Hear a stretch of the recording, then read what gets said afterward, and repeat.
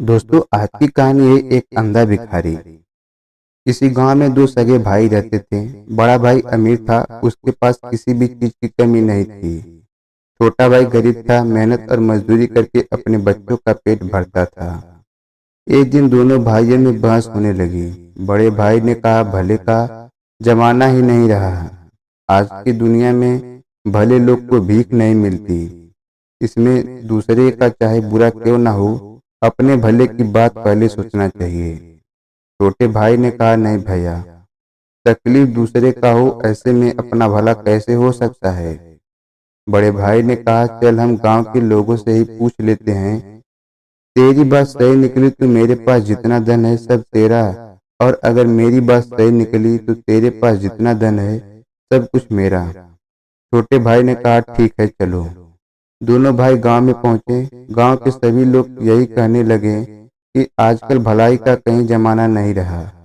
भलाई करने वाले तो भूखा मरता है और जो बुराई की राह पर चलता है वह खूब सुखी रहता है। अब छोटे भाई के पास जमीन का जो टूटा टुकड़ा पड़ा था वह भी शर्त में हार गया। अब वह कुछ चावल के दाने के लिए तरस रहा। उसके बीवी बच्चे भूखे मरने लगे। उसे तो कोई उधार भी नहीं देता था। वह अपने बड़े भाई के पास गया चावल उधार लेने के लिए। सोचा कि बड़ा भाई है, मना नहीं करेगा। उसने बड़े भाई से कहा, भैया 10 किलो चावल दे दो, घर में अन्न का एक भी दाना नहीं है, बच्चे भूखे मर रहे हैं। बड़े भाई ने कहा, पैसा दे दो और चाहे जितना चावल ले लो। छोटे भाई ने कहा, भैया पैसा तो नहीं है। इस पर बड़े भाई ने कहा, फिर अपनी आंख दे दो। छोटे भाई ने सोचा बड़ा भाई मजाक कर रहा है, पर बड़े भाई ने एक आंख निकलवा लिया और 10 किलो चावल दे दिया।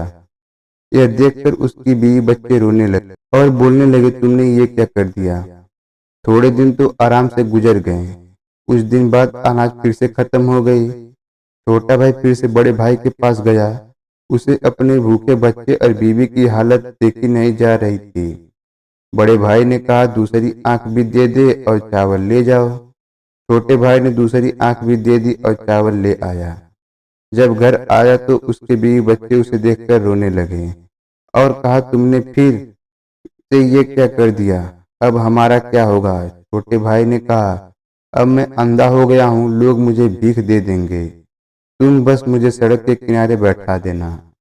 अगले दिन से उसकी पत्नी रोज रास्ते पे बैठा आती थी, जिससे उसका रोज का काम चलने लगा। एक दिन उसे बैठे बैठे बहुत देर हो गई।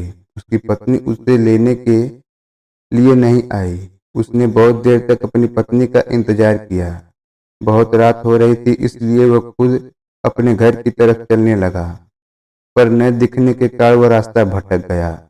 उसने सोचा कि यही रात बिता लेता हूँ, कहीं आगे चलकर रास्ता न भटक जाऊं। फिर वह एक पेड़ के नीचे बैठ गया। उसी वक्त पेड़ से कुछ अजीब आवाज आने लगी। कुछ समय के बाद एक तूफान सा आया। असल में वे चार भूत थे। चारों भूतों में से उसमें से एक सरदार था। भूत बहुत खुरापाती थे। सभी एक महीने भर के लोगों को सताते थे और महीने के अंतिम दिन सभी इस पेड़ पे आकर सरदार से चर्चा करते थे। तो आज के महीने का अंतिम दिन था। चारों भूत उसी पेड़ पे जमा हुए। भूतों के सरदार ने पूछा, एक एक करके बताओ तुम लोगों ने क्या क्या किया। पहला भूत बोला, एक गांव में दो भाई थे, भले और बुरे का तर्क हुआ। दोनों ने शर्त रखा, छोटा भाई हार गया, मैंने उसे अंधा बनवा दिया। सरदार बोला, बहुत खूब, अब अंधा ही बना रहेगा। वह क्या जाने कि इस पेड़ की तली की ओस लगाने से उसकी आंखें ठीक हो सकती है। दूसरा भूत बोला, मैंने रामनगर जिले के सारे नदी नाले झरने तालाब और कुएं सब सुखा दिए हैं।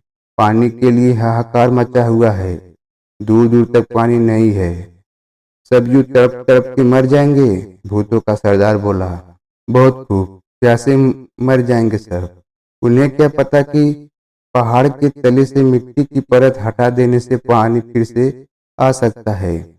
तीसरा भूत बोला, सरदार, राजा की बेटी की शादी होने वाली थी, राज्य में खुशियां मनाई जा रही थी, लेकिन मैंने राजकुमारी को गूंगी बना दिया, इससे उसकी शादी नहीं हो पाई। सरदार ने कहा, वाह, बहुत खूब, अब वह गूंगी ही रहेगी।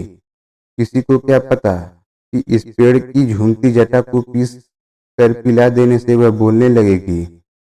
फिर सरदार ने कहा, ठीक है, अब जाओ तुम सब, 1 महीने बाद फिर इसी जगह पे मिलना। फिर से एक तूफान सा आया, चारों भूत वहां से गायब हो गए। तब तक सवेरा हो गया था। पेड़ के नीचे आराम करता हुआ अंधा चारों भूत की बात सुन लेता है। अंधे भाई ने पहले ओस की बूंद आंखें पर लगाई, उसकी आंखें लौट आई। उसने जल्दी से पेड़ की जटा ली और घर लौटा। उसकी आंखें वापस आ जाने से उसके बीवी बच्चे सभी खुश हो गए। उसने सारा किस्सा अपनी पत्नी को समझाया और घर से निकल गया। घर से निकलकर वह सीधे रामनगर पहुंचा। वहां की हालत देखकर उसे रोना आ गया। वहां की जमीन सूखी फट रही थी, कहीं पे एक बूंद पानी नहीं था। उसने पहाड़ के नीचे से मिट्टी की परत निकाली। सभी कुएं, तालाब और झील में पानी भर आए। वहां के राजा ने उसे इस समस्या का समाधान करने के लिए बहुत धन दे दिया। फिर राजा के महल में जा पहुंचा।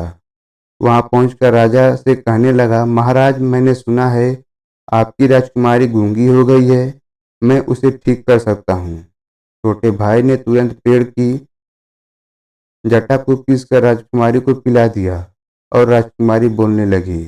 राजा बहुत खुश हुआ। राजा ने सोने के सिक्कों से उसकी झोली भर दी, रहने के लिए एक महल दिया और अपने परिवार के साथ यहाँ आकर रहने को बोला। छोटा भाई बहुत सा धन लेकर अपने घर आया। उसके परिवार में खुशियां छा गईं। बड़े भाई ने देखा छोटे भाई की आंखें वापस आ गई, उसके पास इतना धन भी है। बड़े भाई को अब छोटे भाई से जलन होने लगी। उसने छोटे भाई से माफी मांगी और उसके दौलत का राज जानना चाहा। छोटे भाई को दया आ गई और उसने अपनी राज बड़े भाई को बता दिया। बड़ा भाई भी उसी जंगल के पेड़ के पास गया और अचानक फिर से वही तूफान आया। भूतों की आवाज आने लगी। भूत कहने लगे, जो किया कराया था सब पे पानी फिर गया। जरूर किसी ने हमारी बात सुन ली होगी। भूतों ने अचानक बड़े भाई को पेड़ के नीचे बैठा हुआ देखा। भूतों ने झट से भाई का गला काट दिया और भाई वहीं मर गया। तो दोस्तों, आज की इस कहानी से हमें प्रेरणा मिलती है, भला करने वाले के साथ कभी बुरा नहीं होता और बुरा करने वाले के साथ बुरा ही होता है। तो दोस्तों, ये वीडियो आपको कैसी लगी नीचे कमेंट बॉक्स में ज़रूर बताएं। वीडियो अच्छी लगी तो इस वीडियो को लाइक करें और इस प्रकार का वीडियो पाने के लिए मेरे चैनल कहानियों की भंडार को सब्सक्राइब करें।